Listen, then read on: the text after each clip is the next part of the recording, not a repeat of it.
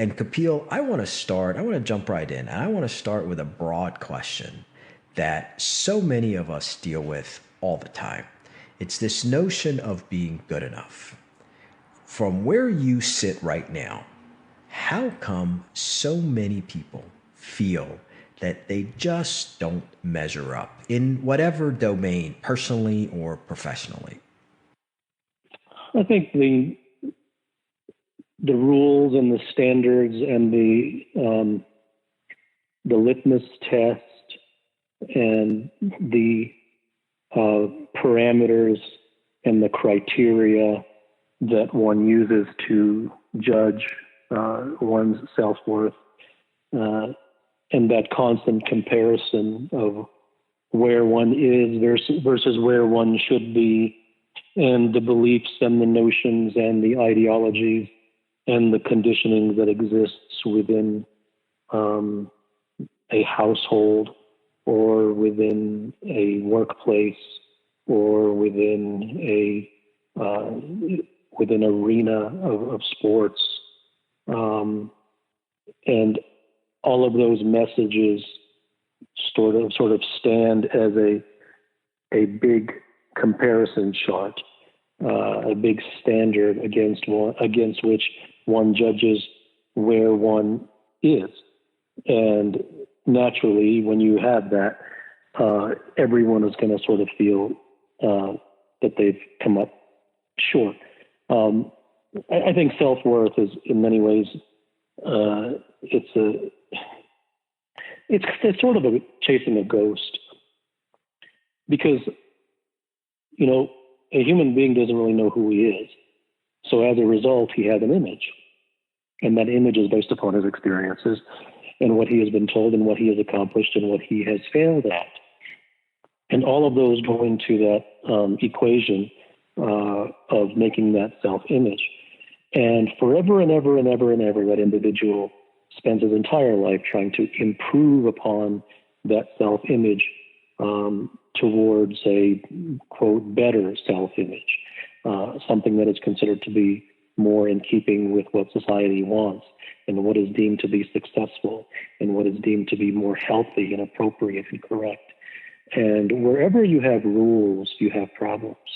So it's inevitable that self-worth is going to be an issue, because wherever there's any type of image, that image can never be enough. So let me unpack that a little bit. Let's start with this whole idea of comparing oneself or one's business with competitors or with other people. What is your view on that? Do you never do that? Do you never look at yourself, Kapil Gupta, and compare yourself to anybody else? No, I think that the bar in this world is actually very low. The number of individuals in any domain who are searching for the truth is so minuscule that it is almost practically non-existent. And in a more worldly example, I think in the last podcast, I think you had asked me something along the lines of, wouldn't it be great if, I don't remember the exact thing, but if everyone, was the type that went all out to get something? And my answer was no, it wouldn't be, because that actually allows for the person who is actually willing to go even a little bit all in to jump miles ahead of everybody else, right? So the bar is actually very low. Everyone is basically in the same place. And when someone has even a little bit of authenticity, even a little bit of sincerity, even a little bit of true desire to know the truth about one's domain, completely jettisoning the status quo, then he becomes a superstar. So comparison with others, you're really comparing against people that you shouldn't be comparing against. You're almost begging for a regression. So I don't think anybody should compare against anybody. I think that competition is the road to mediocrity. But couldn't we all learn something from people who are at that minuscule top that you're talking about? I think that's a very theoretical thing. That couldn't we learn something? Nobody really wants to be forced into learning anything. If someone wants to learn something, or if someone is moved by something, then it was something within them that caused them to either want to learn or to be moved. But I don't think it's of any relevance to say to the public or to any group of people, shouldn't you learn something from that? I think that's totally irrelevant. No, nobody wants to learn if they don't want to learn. And telling them that they should learn is disingenuous because it will fall upon deaf ears. But what if I do want to learn? And let me give you a specific example. Let's take a younger, I'm just talking about in tenure, a young person who has become a CEO or senior executive of a fast-growing company. Does it serve her or him well to have experienced mentors who have been in his or her shoes and have built and continually grown companies like he or she is building?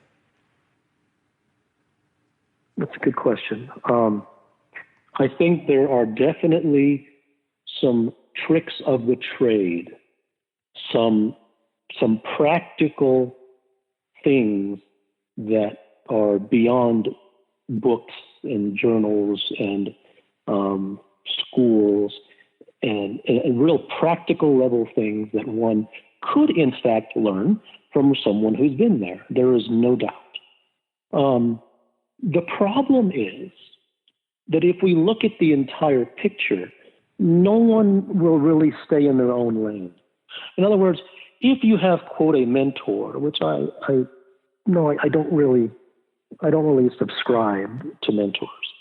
But imagine that you had a mentor, and that mentor had 12 really, really poignant things, and they were very small and quick little things that they could teach you that were of incredible practical value. Now, if you could be absolutely certain that that mentor would give you those 12 little things that you could implement, and that might save you some years and save you some money and save you headache in your business, then that's perfectly, I think, helpful and beneficial. But what will invariably happen is that once those 12 things, or along with those 12 things, will be a culture that will be fed into you by that mentor, you will be subject to his recycled experiences.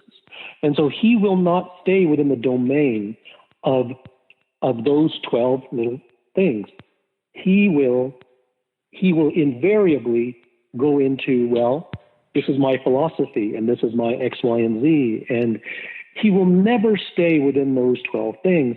And so therefore, in my opinion, I think that mentors bring about, I think, in many ways, more detriment than benefit, because they will not be able to be so perfectly disciplined as to give you only what you need without giving you anything extra.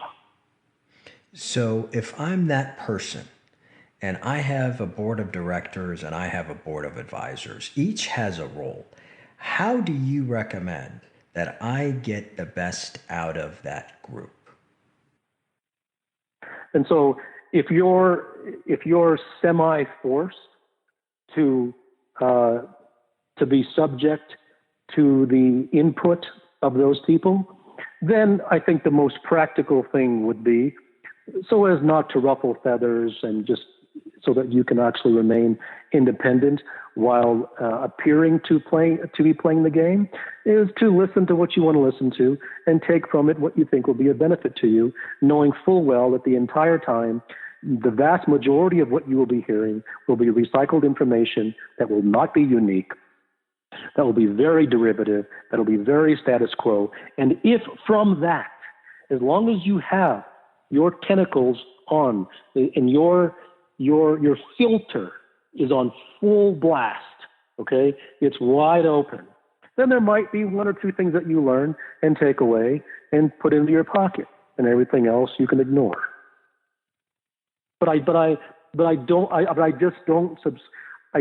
On the whole, I don't subscribe to the idea.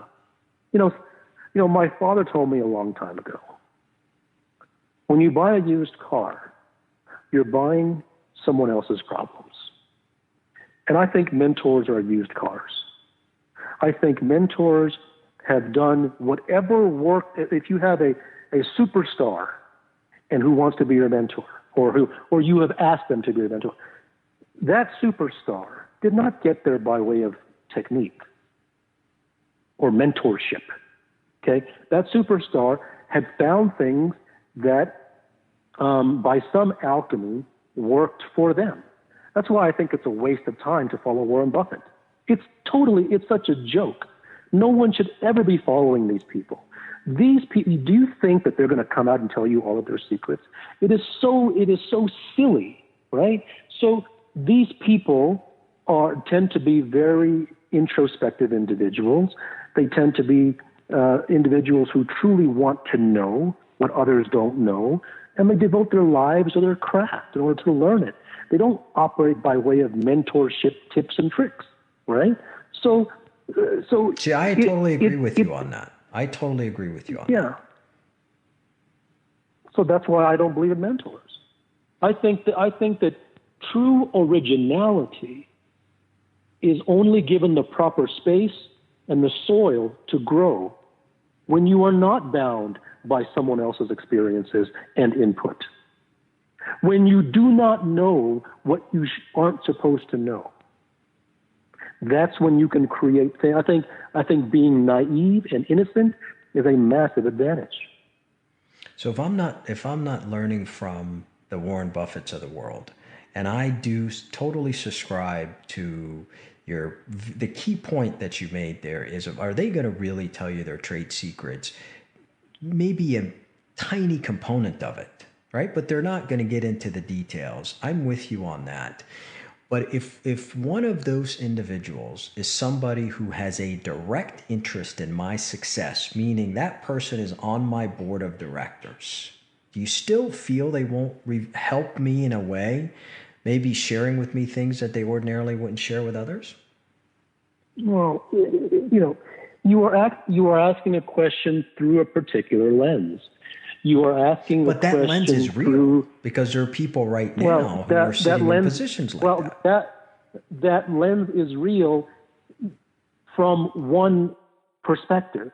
You are only seeing the, quote, positive side. I hate that word, but positive side, which is you are only seeing the side that might provide you benefit. You are not seeing the side that might provide you detriment. So the only lens through which you're looking at it is, I might get some information that might be useful. And is that true? Yes, it is. And so why would anyone be against gaining useful information? Well, nobody in the right mind would be.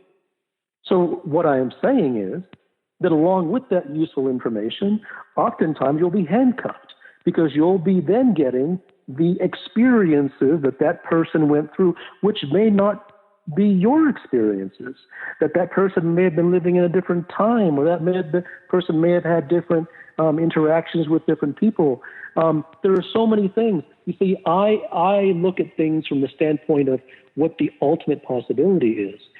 And that ultimate possibility, I think, is far more related to innocence and freshness and starting from scratch than it is from following in someone else's footsteps.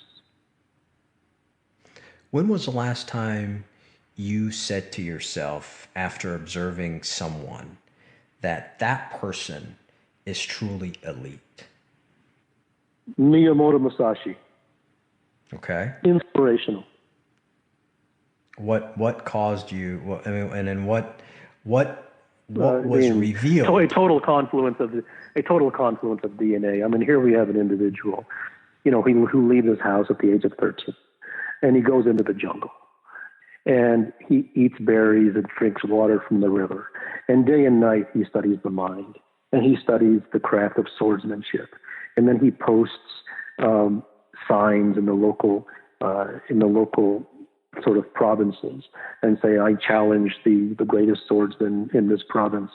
And he steps out as this vagabond individual in front of the guy who he challenges, who's fully dressed from head to toe in sort of princely robes, right? And he comes in this wild hair, unkept, hungry and emaciated individual, and never loses a fight. Total and utter devotion to craft, with a complete and utter disrespect and dismissal for the status quo. Genius. What does it take the ordinary person to get to that level of mind strength? I don't care about ordinary people. What does it take to the extraordinary person to get to that level of mind strength? Ordinary people go nowhere. And I think it is completely irrelevant to talk about ordinary people. It is scraping the bottom of the barrel. The masses go nowhere. It is irrelevant talking about them. And this is a society which caters to the lowest common denominator, and that is why it creates greater numbers of lowest common denominators when it frankly should be doing the opposite. And I totally agree with you. So what would you call somebody who is, let's assume it's an extraordinary person that you know or work with, right? What does it take to get to that level of mind strength? And a lot of people ask, wouldn't you say immersion to... Well, I don't think that's the question, though. I think the question would be the opposite. I don't think it's about what does it take for this person to get there. I think the real question is the people who have the DNA to already be close to that, who are sensitive to that, who are sympathetic to that, how do those people not become ruined by a mediocre culture and society which will drag them down? That is the question. It isn't the opposite. And what's it take? Permission. That we each give ourselves? No, that the individual who lives on the fringes of society, who is brilliant in his domain, who has never really fit in, who has always felt like this world was not really his home, who does not quite mingle in society, who has no interest in socialization, who is completely devoted to his craft, and yet at every turn is being told that he needs to be more sort of moderate in his views, that person is searching for permission. That precisely the way in which he is, as wild as he is precisely where he should be. And that individual needs to be given the permission that it is not only okay, but your way of being should actually be celebrated. And do not allow yourself to succumb to the status quo of this filth that we call society. So is that a life of constant experimentation? Is that all you do every day? What do you mean? Just that every day there's an experiment. You're experimenting in a fashion to get closer to that mental depth and that mental framework that you're describing? I would say that every single day I am in a journey to completely divorce myself from any inputs from my mind. And when that inner critic never shuts up, what type of conversations are going on in your mind when that continuous, when that's on repeat, that, hey, you're not good enough, or you're not going to get to this level, or you ought to do what this other person's doing? Do you ever have those? No, those things don't come up anymore. The content of what the mind says is largely irrelevant. My point is just to not have it talk at all. And what's your advice to dealing with setbacks when somebody starts to live their life like that, right? And they get a crisis comes up and they have a real hard time in handling it, or she has a real hard time in handling it. What advice do you have for them in that hard hour? I don't think it's about advice. I think that the reason that failure poses problems is because the viewpoint from which we view the game is fundamentally flawed. So I don't think it's like coming in and on the back end and trying to pick up the pieces. Because if you do that, the pieces are going to fall apart again. So you're only putting the pieces together with Scotch tape. So that's irrelevant. So the real question becomes not, well, what advice do you have to help someone get through it? It doesn't matter if they get through it, because if they get through this, then there's going to be another assault coming very soon. This is not going to be the last assault, right? So the question is that if you know that an assembly line of assaults are coming, then what is it? What is the frame? What is the understanding? What is the lens through which you are viewing the game that is causing you consternation when things do not go the way in which you hope that they should? And for you, what does that look like? You are too interested in answers. What do you mean? What does it look like? You've had some challenges, and I assume recently you've had some things turn out not the way you wanted them. How have you dealt with them? It's not really about answers, as just people want to know. Well, I don't think it's about how do I deal with them. I think it's about it is yet another example. It is another sort of notch in the wall, so to speak, of just how unsatisfying life really is. Life and the journey of a worldly / domestic existence, if that is the lens through which life is lived, there is a constant struggle in order to achieve a sense of satisfaction. And so that compels one to chase pleasurable experiences, or chase success, or chase, various forms of feathers in the cap in order to give oneself a greater self-image, going back to what you asked earlier, or self-worth, in hopes of arriving at some form of satisfaction. But that never lasts. So I think the more setbacks and quote failures and dramas and conflicts, they just, for the person who is looking at them as such, will just sort of underscore that it drills home the point that Buddha was right. Life indeed is suffering. There's no question about that. And that is not in any way spiritual, mystical, religious, or theoretical.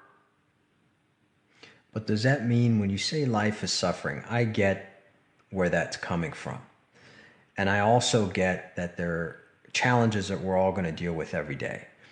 But if life's that miserable, what the hell do we celebrate? I don't know why anyone celebrates anything. I celebrate nothing. I truly don't. If something good happens, I don't celebrate it. You know, So what there do you should be do? about What do you do? there should be about 3 people listening to this podcast. All right, because everyone else is going to consider these to be dark and negative and nihilistic and defeatist, and I have no interest insanely in radical reaching ideas. those. Absolutely. Okay. So even the question that you asked, I mean, I was going to interject, but I allow you to finish the question. You know, you said, well, you know, even though that we know life is suffering, I know that a but is coming. All right. You know, there is only suffering, and there is only misery. There really is no, and the reason that is because nothing lasts. Nothing lasts. If you were a person who was in love with cars, right? And every day I brought you a new sports car, but then every other day I took it away, you would not look at that as a positive experience. Totally get it. Sure. Okay. And that is exactly how life is. So I don't sugarcoat things.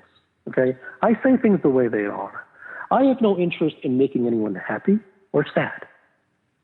So when life is suffering, does that mean that you go and sit in the room and cry all day long? You can.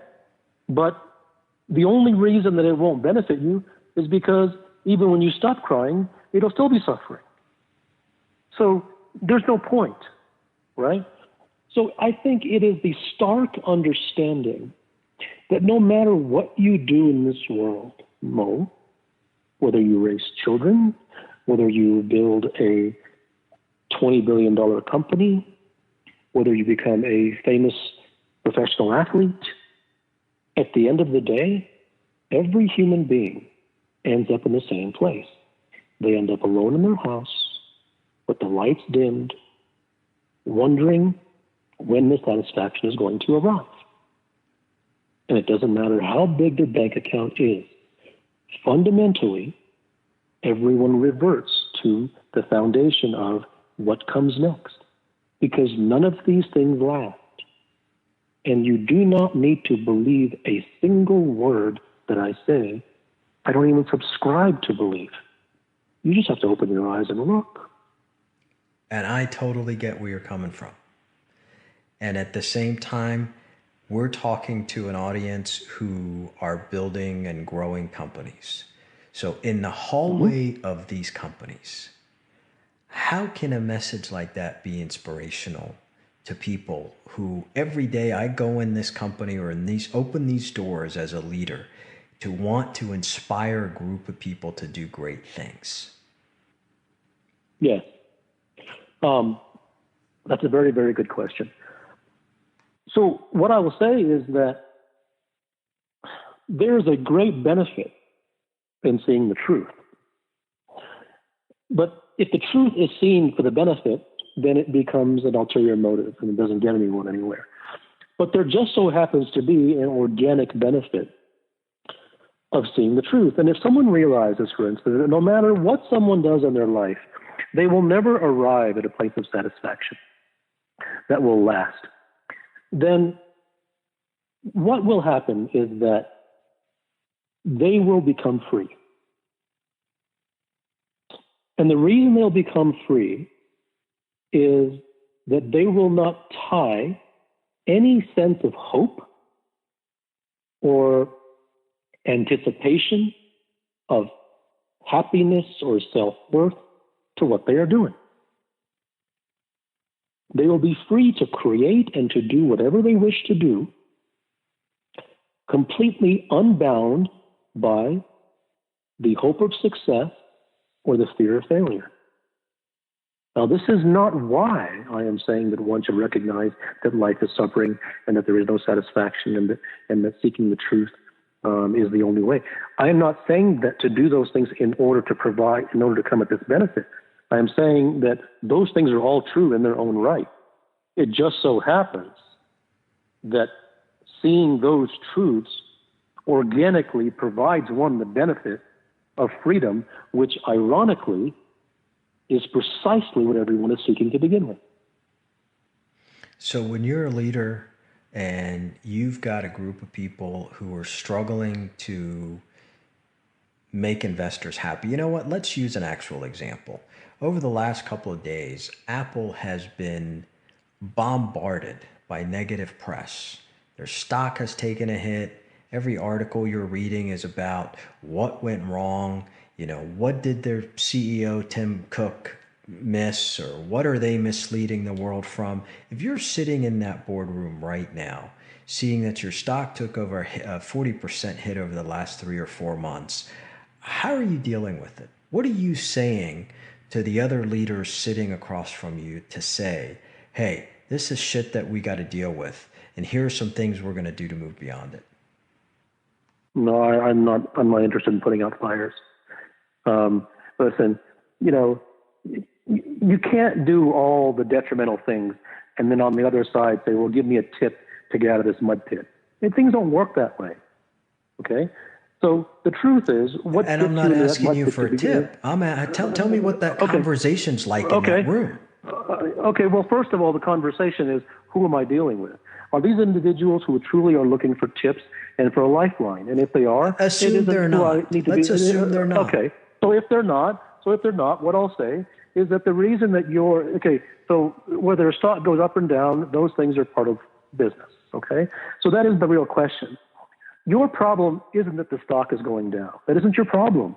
Your immediate, most acute problem is the negative emotional impact that is having upon you. Absolutely. That's your issue. Because one thing I will promise you, that if that stock plummeted and you were unaffected, you wouldn't be on fire, right? You would do whatever you needed to do to correct whatever issues needed to be correct, and you would take action where action needed to be taken, and that's fine. You wouldn't sit at home. That's fine. But internally, you wouldn't be feeling it. So the question becomes, what is it that is causing you all this emotional turmoil? And what's causing you the emotional turmoil is that the lens through which you view this is a faulty lens. And the lens through which you view this should not be one of attachment, but one of a game. Because you didn't view it as a game that is kept at arm's length at all times, then you became attached to it. So naturally, you are going to suffer highs and lows, and you're going to be like a tin can that is tied with a rope behind the bumper of a car. And wherever that car goes, whatever bump in the road that it feels, you're going to feel. And that's the natural result of it. And I that was beautifully said. All right? That was beautifully said. And again, I want to assume that the people in that room are your kind of people. They're the ones that want to be superb.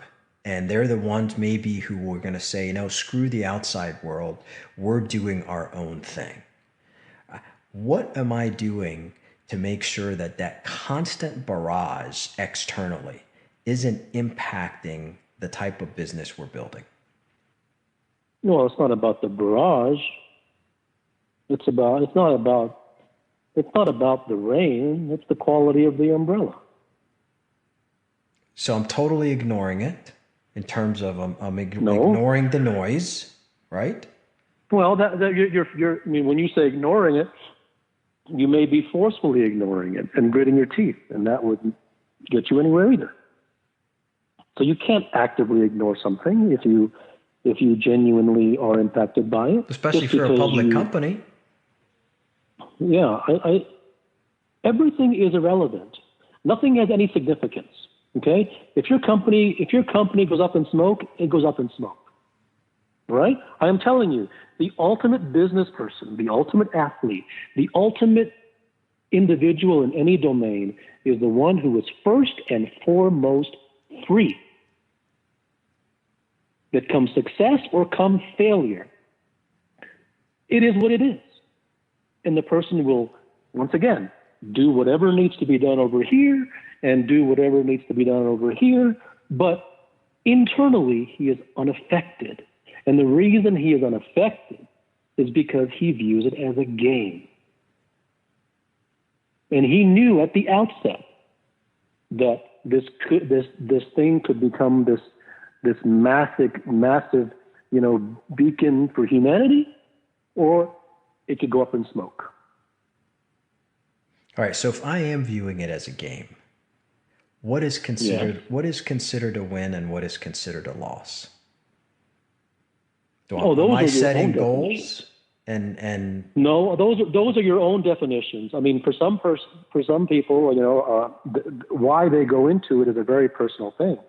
For some, it's just the expression of their talent. For someone else, it's the game of making $10 billion. Mm-hmm. For someone else, it's the game of seeing how big of a company I can create. There's no right or wrong. So those are completely personal definitions as to why one gets into it and what one is truly seeking from it. But the one thing that I will say is that one litmus test, if it is ultimate satisfaction, regardless of outcome, then that person will not go astray. What does freedom look like? I was asked this question so many in the world from the PGA Tour. Right, there's a question, well, do you know any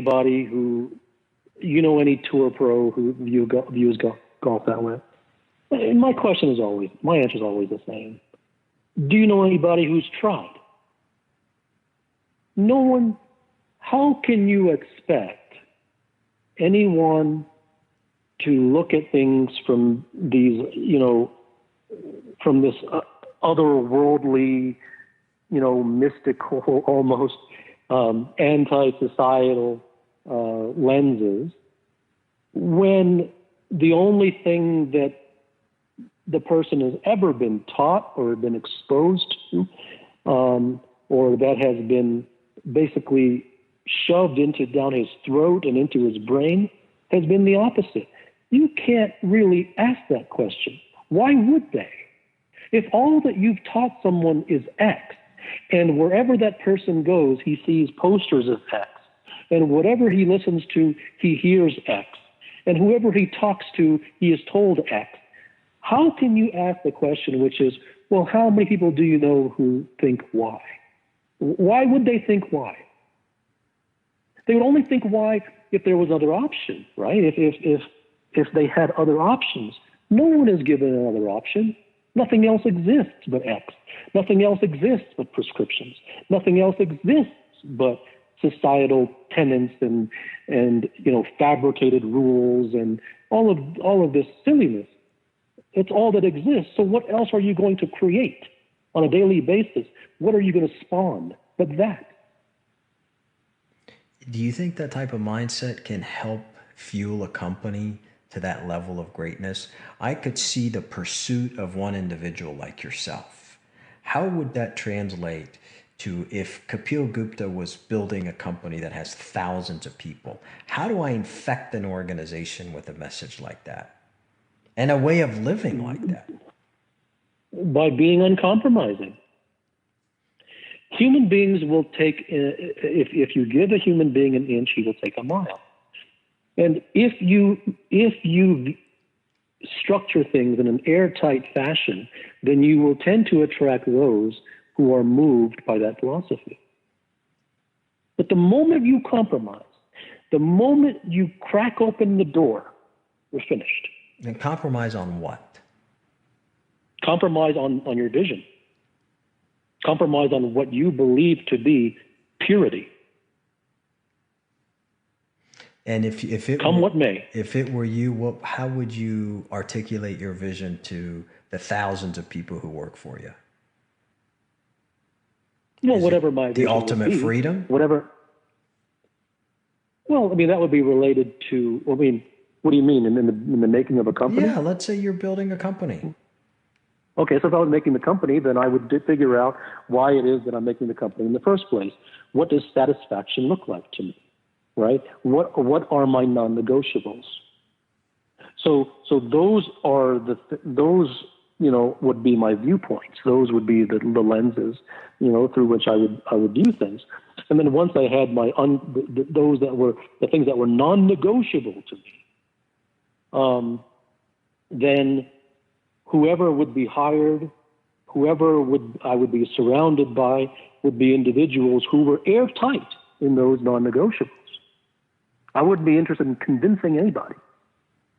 So you become, when you have an airtight vision, you cannot allow your mind to be exposed to views that are contrary and inferior to your vision, because those things will sabotage you. That's why on Twitter, I mute and block people all the time, because it isn't a form of retaliation. It is that I can't have that in my space. Everything the eyes see and everything that my mind is exposed to must be chosen. It must be precise. It must be in keeping with the vision, because the one thing that I am completely and utterly cognizant and acutely aware of is the danger of culture, the danger of environment. Do you know the number of individuals who in this world who were born to be great, but they were almost killed in the womb by this society? And they will never even know that they were supposed to be great. This is the power of environment and culture. The greatest individual will shun the world. He will live as an isolationist. He will be a hermit, because he cannot afford association. I'm totally in agreement with you. I'm totally in agreement with you there. And I can see how we're all infected by the energy of others. But you know that I'm going to ask this question. What are your non-negotiables? In what? In life. In your life right now, what are your non-negotiables? Arriving at complete and total freedom from the mind. And does that dictate every interaction you have with anybody? From a behavioral, from a societal perspective,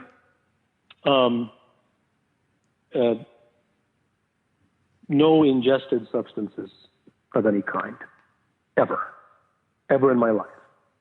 I've never had a drop of alcohol in my life. I've never taken a drug in my life. I've never smoked in my life. Obviously I've taken Tylenol and, cough medicine and those kind of things, and some antibiotics. But those, I live a very hermetic existence. I go out, but quietly. All right, two more things for you. I really love this idea of approaching a business with this notion of non-negotiables. We've heard it before, but I don't think within this context. There's a lot of companies that are built on solving big problems, right? First person that comes to mind that's solving big problems is Elon Musk. If you're standing in those shoes and I want to take people to the moon, I want to build an electric car that's going to change the entire face of an industry.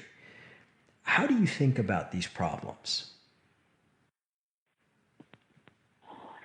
I wonder,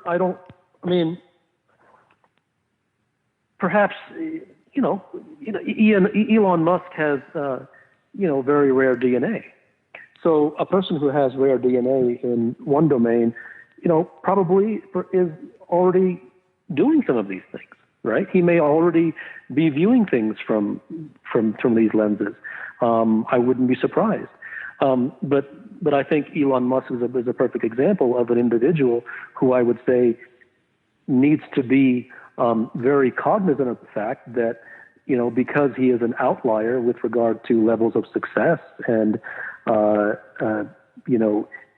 being very original and imaginative and not placing himself and confining himself to societal limits, that he needs to be very cognizant of the fact that this society is a poisonous swarm that through various different avenues could serve to derail his gargantuan efforts. So I think it's largely, those types of individuals, I think it's largely about protecting oneself and to keeping oneself pure to one's visions. Because if the window is cracked open, that poisonous gas is coming through the window, right? So I would say that the maintenance of the purity of one's vision without the slightest form of compromise is what must be kept intact. And how do you maintain a level of when you're dealing with such monumental problems? What are you doing to make sure that you don't let doubt overshadow the level of confidence you need to keep pursuing these audacious goals? Well, doubt oftentimes comes from society. So I think that's perfectly in line with what. But we internalize it. Most of us, at least most of us humans, internalize it. Well, that's because most humans value society. So if you value someone or something, then you're going to lend an ear to it. If you think that something is baseless, or that a person, that whenever that person speaks, the person speaks, nonsense, and then you would not listen to that person. So it's because people place value upon society that they allow it in. That's why it's irrelevant to tell someone, well, don't listen to people. Don't let them, don't let the world, bring you down. That can't happen unless that person has no respect for the world. And it's hard as hell to think like that, right? Like, I totally concur with your thinking that there is tremendous comfort in being mediocre, right? Or whatever, however you want to define it, being average or being part of the study. There's tremendous comfort in that. It takes real responsibility for somebody to accept that being great is a responsibility. And there are very few people who want to go there. I don't think being great is a responsibility. You don't? Why is it a responsibility? No. Why is being greater? Who are you being responsible to? Yourself. You don't owe yourself anything. If you're great, it's because you have no choice. It's not I have a responsibility to do this and that. I have a responsibility to myself. No, you do it because you have no choice. That's just where all of your inclinations and your energy goes. It didn't ever ask your opinion. Why wouldn't I want to be great? Well, why wouldn't someone want $1 billion, delivered in 10 silver suitcases, lined up in a horizontal fashion on their doorstep tomorrow? Line it up. Why wouldn't they? Well, of course they would. Okay, well, things don't, but want is irrelevant, right? Yeah, want is irrelevant. It's the pursuit, or whatever, however you want to define it. Well, yeah. So what I'll say is,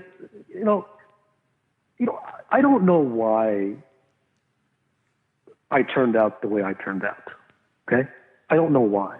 The one thing I'll tell you to answer your question, yes, it is difficult for someone to think like this, but the reason it's difficult is because they would be doing it in order to make themselves think like this, right? I mean, I never tried to make myself think like this. No one ever told me. I never followed anybody. I wasn't mentored into it, right? I've always hated society, right? So I think. But was there a point for you when you knew, however you want to frame it, right? That you were just cut out of a different cloth and you were just going to follow a different path. Was there something that triggered that for you? No, like if I go back and examine, oftentimes it isn't what you do, it's what you find yourself doing. And so if I was to go back and examine, I've always been a loner. I'm an only child, right? I've always done things alone. I've always gone out to eat alone. And whenever I would go out to eat, I never had any interest in going with other people. I've always been, a writer. I've never been interested in the social scene. I've always asked questions that were thought of as, crazy and wild and, have just totally different, right? So, there was no event. It's just sort of always been that way. And you learn that as you become an adult and you look backward and you find that the seeds of being this way were sown at a very young age, and they weren't sown by anybody. They were just DNA. So that's why I think a lot of these things about self-improvement and self-development are really disingenuous, because you can't really make yourself what you're not, right? So how, this, I think you have to work from a place where you genuinely are. And if something really, really resonates with you, then you naturally will begin to move in that direction without actually making a choice, because the thing resonated with you so much. Well, so, I can speak for people who are listening and tell you that there is a whole lot of us who want to achieve that level of freedom from our minds. And that's, whether you call it a prescription or not, for the majority of the people who I've interacted with, who listen to these podcasts or our conversations, that is the singular issue. We want freedom from our minds. And every time we listen to you, we get something that help us realize maybe this is what I need to take away, or maybe this is how I should start to think in order to do that. That's a worthy pursuit. Well, I will have to disagree with you. I don't think that people want freedom from their minds. I think it's a tasty notion when they're being tormented. And when they're not being tormented, they want freedom to watch television. They want freedom to follow politics. They want freedom to complain about the president. They want freedom to go to a local nightclub. Okay? So human beings are fair weather fans. They are bandwagon jumpers. They are situational creatures. The number of people who truly want freedom from their mind, I can probably count on one hand, who exist, in the Western society, Hemisphere, right? Yeah. Okay. Right. So people want the benefit of a thing. They don't want the totality of things. So if I told someone, well, in order to get freedom from your mind, you're going to have to give away the good as well as the bad. No, thank you. I don't want that. I only want to give away the bad. I only want to give away the negative feelings and the sadness and the sorrow, and I want to keep the happiness and the joy. Well, sadness and sorrow and joy are two sides of the same coin, right? So no one wants freedom from the mind. Well, I do. Let me go on record on saying that I do. Maybe I haven't quite grasped the level that you're talking about, but that is the singular thing that, to me, distinguishes you from everybody else that's out there. That is your genuine objective. And if we can all just capture 10% of that, I'm convinced that we'd all be better off. Okay. So before we sign off, I know you don't watch TV, you don't pay attention to sports, but something interesting happened yesterday that I just want to get your perspective on. There was a kicker who missed a relatively short game-winning field goal yesterday for the Bears to knock him out of the playoffs. He's a young kid who's had horrible luck. And obviously the world of Twitter and the world of broadcasters are all over the kid. What do you say to somebody like that? I have no interest in making him feel better. I would say to him, listen, do you really want to arrive at the truth and arrive at the place where you are unaffected by success or failure, which, by the way, will help you arrive at your ultimate performances, probably more often than anybody else in the NFL. And if the answer is yes, then I will say, okay, well then I don't care how you feel right now. Let's scratch everything and look at the lens through which you are viewing the game. And you are viewing the game from the lens of self-gratification versus failure, right? And viewed through that lens, you will have failure far, far, far more often than you will have self-gratification. So if that's the game, you've already lost. You might as well go home. You're not going to win that game. Nobody wins that game. So if you want the truth, then the truth is that arriving at the place where you are unaffected by success or failure, and that you are not interested in self-gratification because you know that along with that self-gratification will bring you 10 times more of sorrow and failure, then we can help you approach the game by allowing you to understand what the truth really is so that you can view the game as a game. And that will allow you to be free because it is only the one who has everything that can actually play. It is only the one who is full before he arrives that asks nothing from the game. And when a human being has no need, he is free. And when he is free, he becomes untouchable.